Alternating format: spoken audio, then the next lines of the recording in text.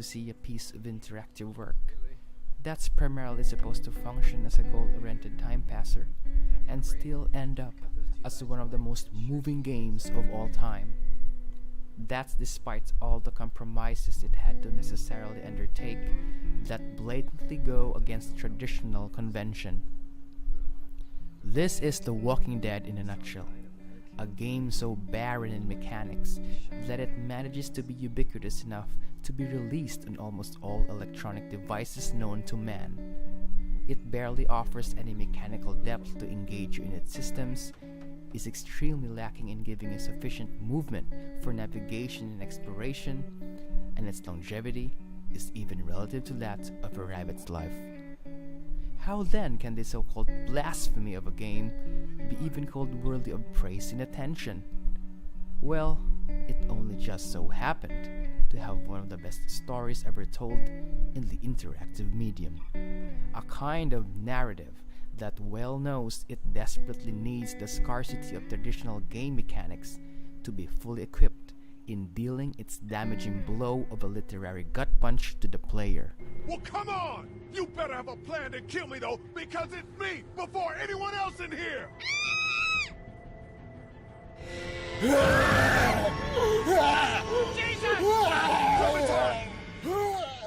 Case subject: The Walking Dead. Coming from one of the most well-versed adventure game developers since the last generation or two, Telltale Games went full force in adapting Robert Kirkman's notorious yet heavily widespread zombie-themed comic series The Walking Dead, and made sure it was properly given due justice in its translation process to video game form. As such, there were no thematic elements from the original source that were compromised. The brevity of character lifespans is almost always put on front row seats, and while barely interactive in a conventional sense, there surprisingly emerges character investment and pays off miraculously heavily in the end. Get the fuck out of here! I'm sorry. It abounds in dark, necessarily somber themes and never shies away from tackling even the most overtly macabre subject matters head on. This is a game where the player is treated with full immediacy as much as what the current circumstance requires you to have if it was actually happening right now. Kenny, stop him! What do we do about this guy? Dad, it's just a boy. It's... Lily, I'll handle But this. your heart, Dad. There's no skulking around here amidst direness, no awkward mercy waitings in between life or death decisions, and no quick saving to temporarily test the waters for future backtracking. As Lee Everett, the player moves around with very simplistic controls. You basically just move around the world and interact with objects, along an occasional inventory scroll or two, for some puzzle segments here and there.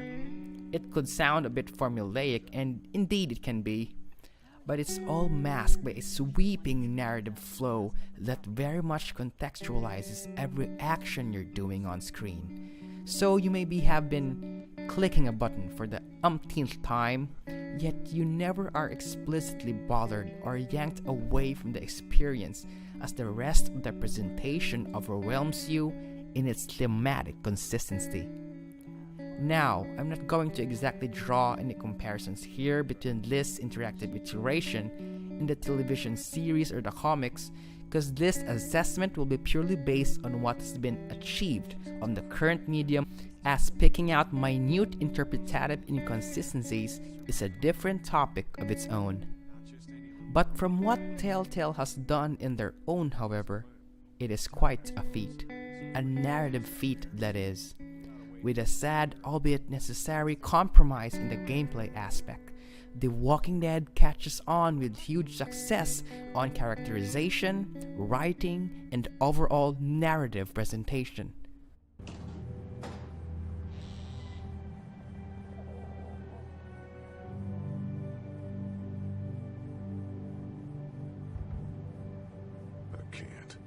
I can't think about them in here.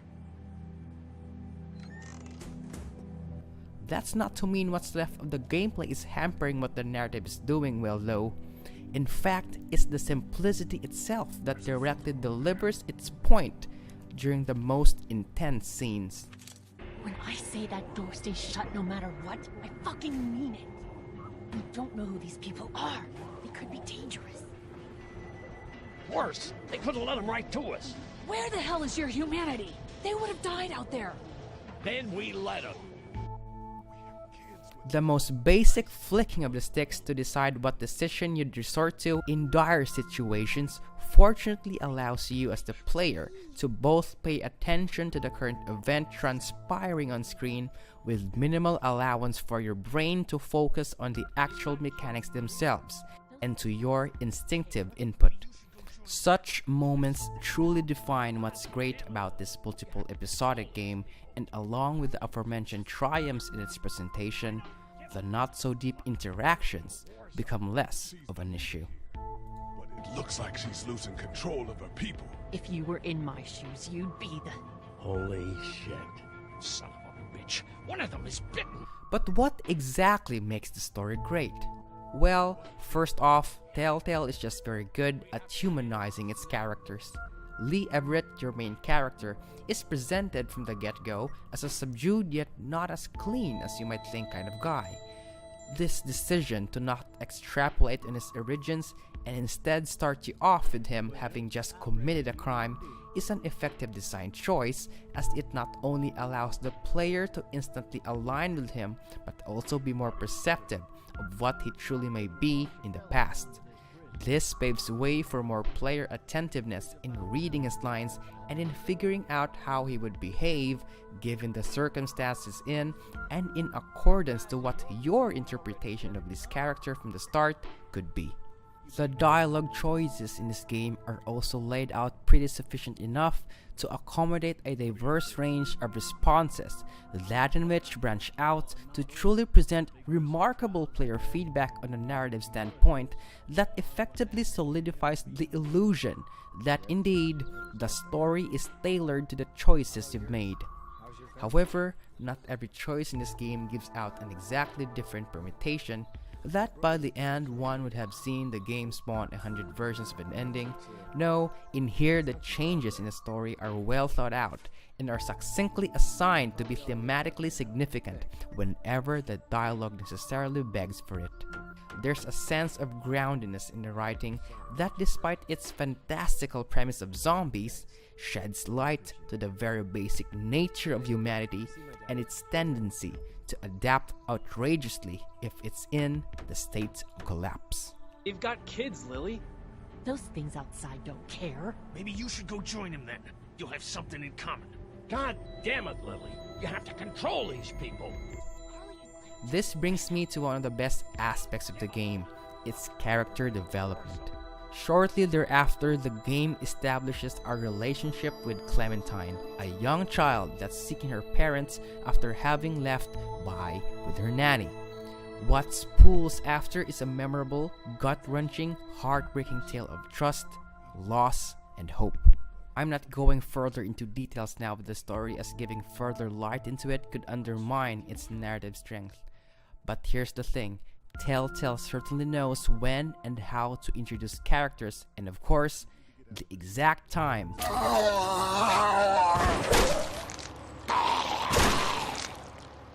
when to remove them. Despite a low-fidelity graphical style, to still be moved to tears amidst the janky animations and wonky lip-syncing is just a testamental fact to how much the story's gravity redeems some of its weaker aspects and soars it up to greater heights. Yes, the story is that good. Furthermore, the way the script is written also deserves some worthy attention, in that even the most mundane of things like distributing food or rations can still come out as engrossing and compelling. This, coupled by strong voice acting from all the characters, blend into a cohesive visual novel style of an experience that never exploits its themes just for shock value purposes. No, everything that happens in the game is out of necessity, and always to the service of the narrative motif it establishes with solid intent. Also, being episodic in nature, it's certainly nice and comforting to be given story recaps in between episodes, as if to accommodate short play sessions with a story refresher at the start of every episode for the player to never feel weighed down in being demanded a strict sense of loyalty and conscious devotion to every fine detail and story beat. But of course, this is still a video game through and through, and although the time spent controlling your character freely for explorations are sparse, they do still matter, as it breaks up the pace and gives the player a break from all the tension-filled moments in order for the player to be given a breather and once again build up character investment.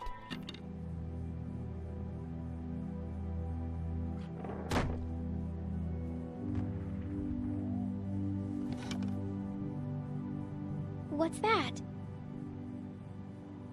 This was my dad's cane. He'd zip around here on it from time to time. Was he sick? Nah, he was okay. I actually saw him whoop shoplifters with it. This cane's protected this place better than any guard dog ever could. Plus, he knew how to make it look cool. Like you with your hat.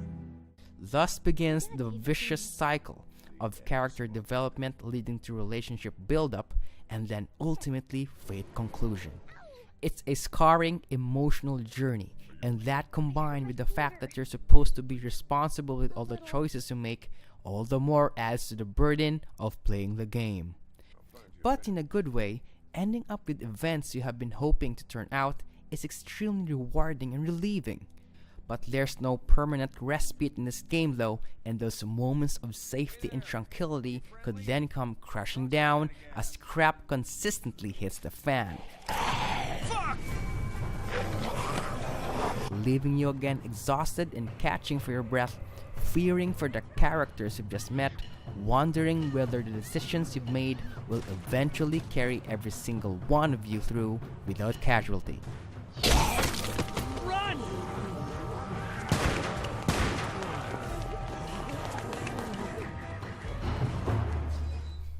If there's something to be criticized though, then it would be the technicalities of it. Animations almost all the times look wooden and stiff, giving out a false representation of such wonderfully written characters, and depending on the level of your suspension of disbelief, could ruin the whole game experience for you. I myself am not that bothered much by these issues, but I still do notice them and I do wish those were very much improved. But when you're caught up in the midst of the action, the drama and its resolutions, it's very hard to remain detached and apathetic, as in an immediate response, your most basic, most innately human emotions kick in and lets you empathize with the people you've just spent your time with and against.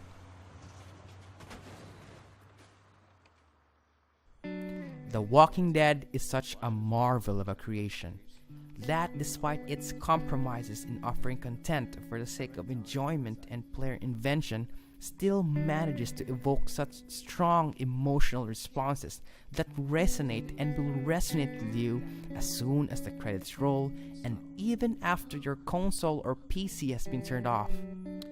Lee and Clementine's journey may have been brief in terms of length, but it didn't in any way hamper them in being one of gaming's most iconic and memorable duos to ever exist in the history of this interactive entertainment we call video games.